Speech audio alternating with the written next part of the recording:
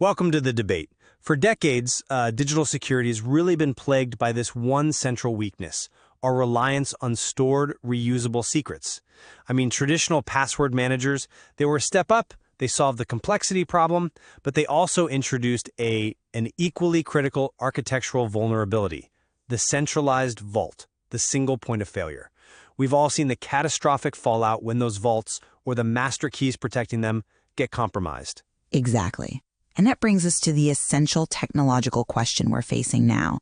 As we try to move away from that centralized storage, which new architecture is truly superior?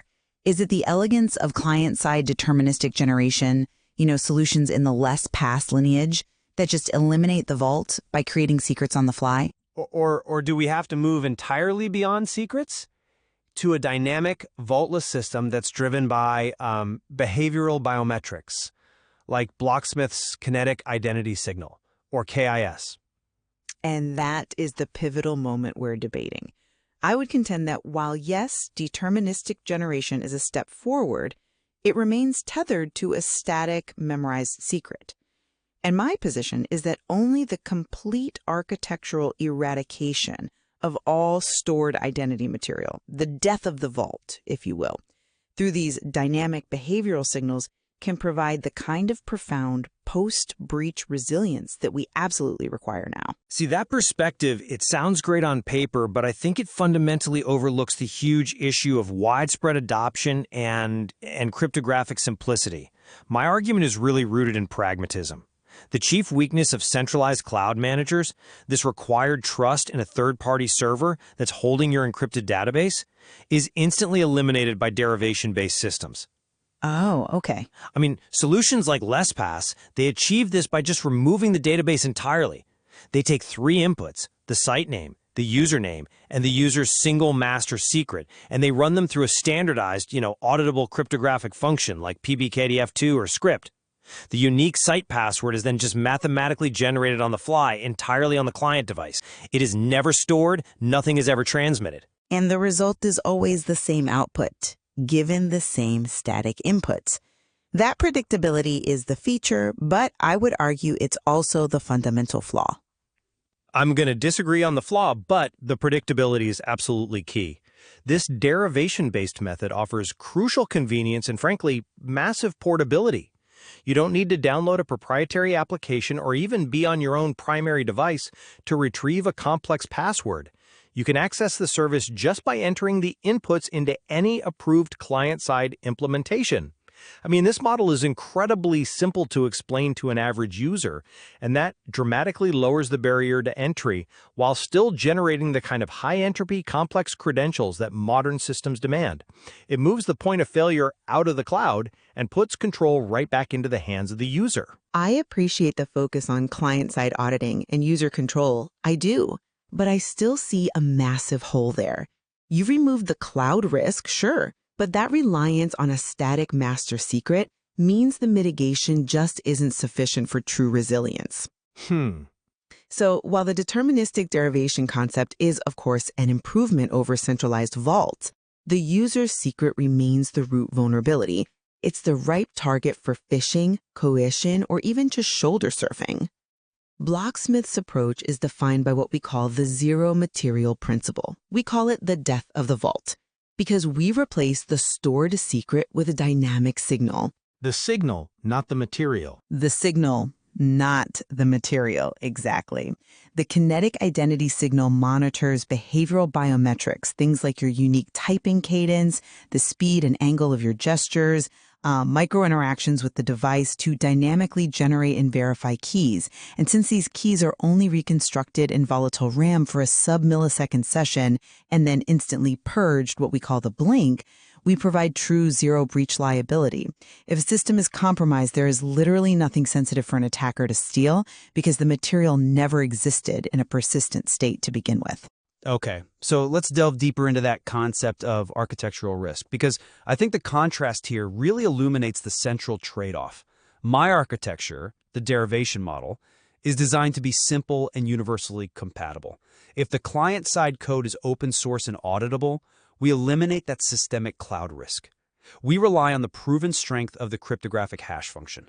I'm just not convinced that moving the risk from the cloud to the user's mind solves the systemic problem. If that static master secret is compromised, the attacker can just replicate the known derivation process.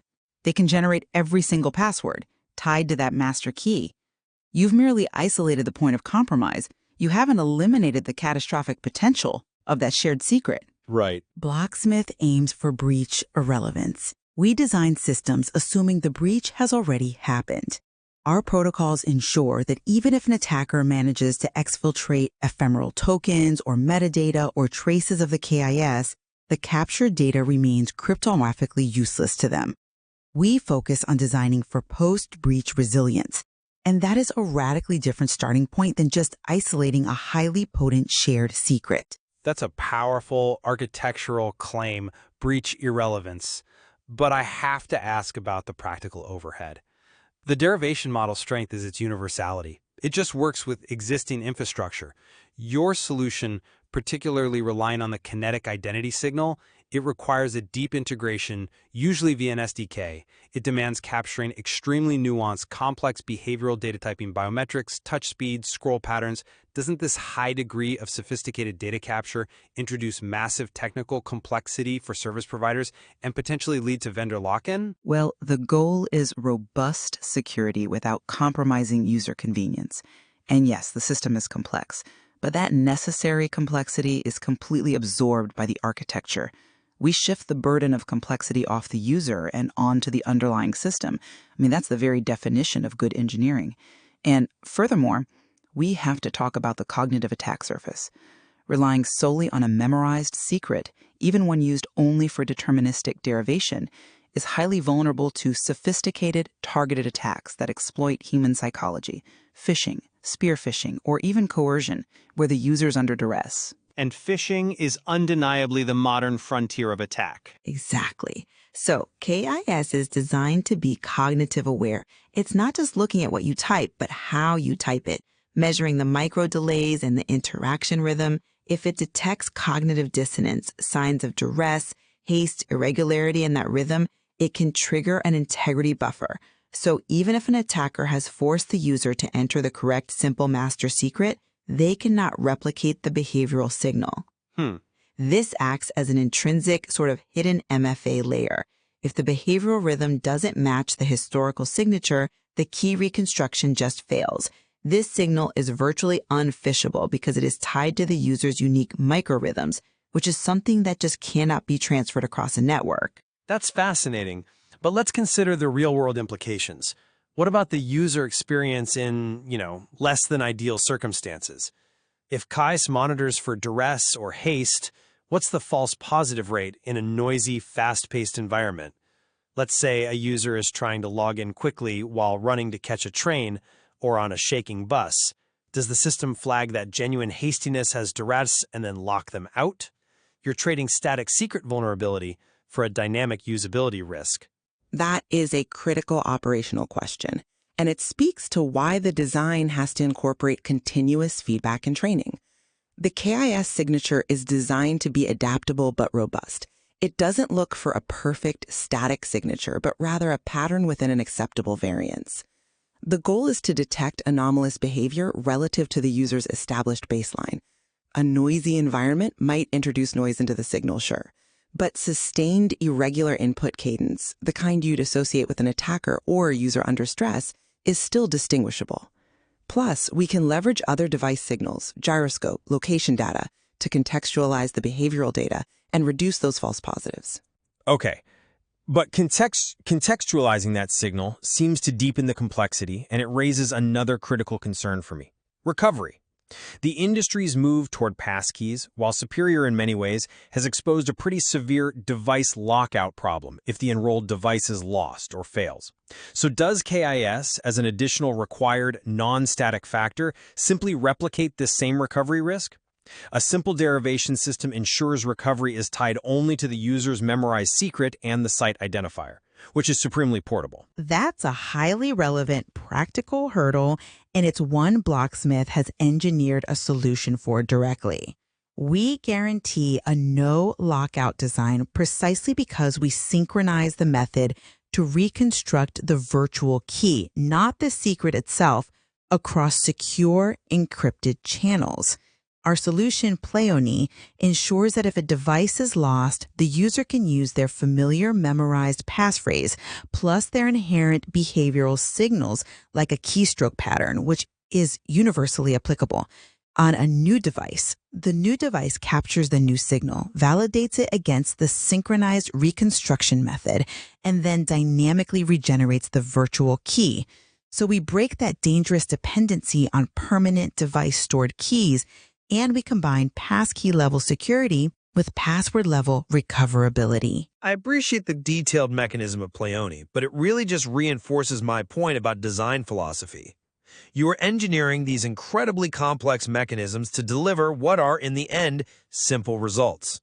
That implies a very high degree of what Blocksmith itself calls engineered kindness, making security feel effortless by absorbing all the technical difficulty into the architecture.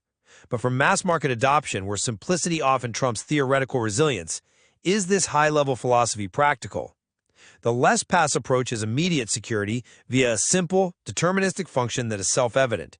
You understand the risk and the protection instantly. Get rid of the server, keep the secret in your head.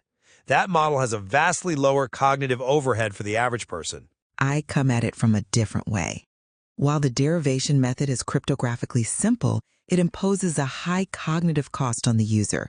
This constant anxiety that their shared secret could be phished or coerced.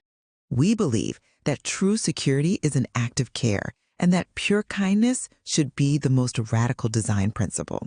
It translates into truly frictionless technical results. We believe the human is an original, not a record. Our architecture is vaultless, hashless, keyless, and zero material. All that means is the user experiences protection that feels like invisible armor. The complexity is in the engineering, not the interaction. We are not just trying to reduce anxiety, we are aiming for architectural immunity, replacing the fear of compromise with verifiable mathematical certainty that there's nothing sensitive to steal in the first place. But I have to challenge the premise that derivation is a static master vulnerability. I mean, the strength of the master password itself, when you combine it with a robust key derivation function with high iteration counts, makes brute force attacks totally infeasible. For users who adopt a long, high-entropy phrase password, the system is fundamentally secure against remote attack. The risk is reduced to local, social, or cognitive attacks. And I would argue that providing a robust, universal tool that mitigates the most common architectural failure, the centralized vault, is a massive leap forward that immediately improves security for millions, precisely because it is easy to understand. Complexity, however kindly engineered, introduces implementation risk. Implementation risk is a constant, yes, but the risk of catastrophic material compromise, which derivation systems retain, is the higher long-term liability. We're moving toward a future where user identity is constantly validated by dynamic signals, not just proved once by a static secret. Think about enterprise deployment. An organization can integrate KIS behavior monitoring across all touchpoints, creating a continuous, nonstop validation signal that's just impossible with a discrete deterministic derivation system. You have keys generated only at login. We have continuous, real-time identity assurance. Well, I still stand by the efficacy of highly decentralized, deterministic derivation-based solutions like the LessPass lineage. They offer the necessary, immediate answer to the legacy single point of failure problem, the centralized vault, while maintaining the universality, the portability, and the low technical barrier that's required for widespread adoption today.